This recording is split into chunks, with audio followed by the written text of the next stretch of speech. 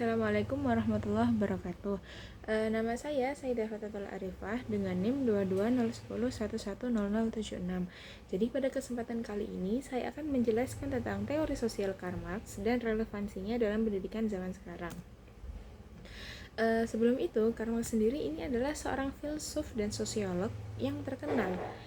Dan beliau ini dikenal melalui teori sosialnya tentang konflik kelas, di mana di sini ia berpendapat bahwa masyarakat itu terbagi menjadi dua kelompok yang besar, yakni kaum borjuis atau sebagai pemilik modal dan penguasa ekonomi, serta kaum proletar atau kaum pekerja yang menjual tenaganya demi bertahan hidup.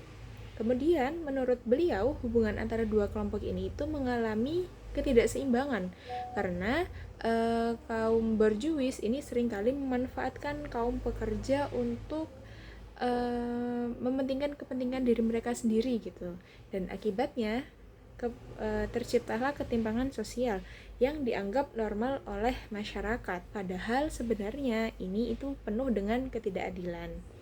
Kemudian teori Karl Marx itu menjelaskan bahwa seluruh kehidupan sosial manusia itu dipengaruhi oleh struktur ekonomi. Siapa yang menguasai alat produksi, contohnya nih, tanah, pabrik, atau modal, maka mereka lah yang akan menjadi penguasa. Begitu pula cara berpikirnya masyarakat. Nah, dari sini itu muncul sebuah konsep basis suprastruktur.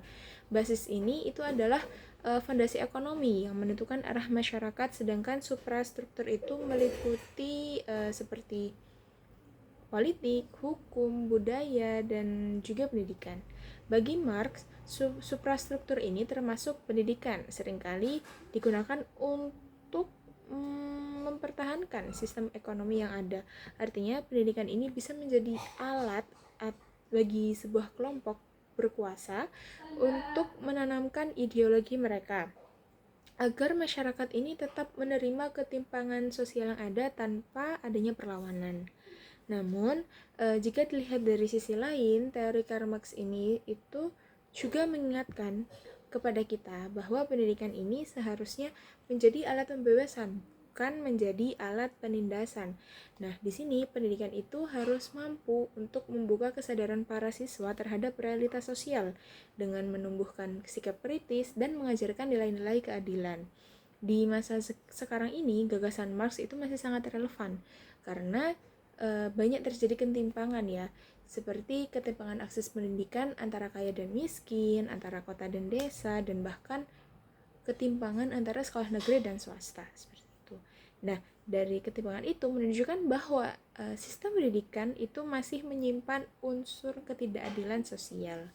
Nah, dengan begitu penting bagi kita untuk menjadikan pendidikan ini sebagai sarana perubahan sosial, di mana sekolah dan guru di sini perlu mendorong para siswa untuk berani berpendapat, berpikir kritis, dan memahami bahwa setiap orang atau setiap manusia itu memiliki hak yang sama untuk belajar dan berkembang.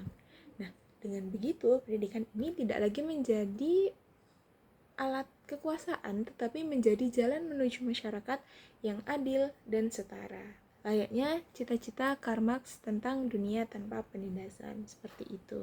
Sekian penjelasan dari saya. Wassalamualaikum warahmatullahi wabarakatuh.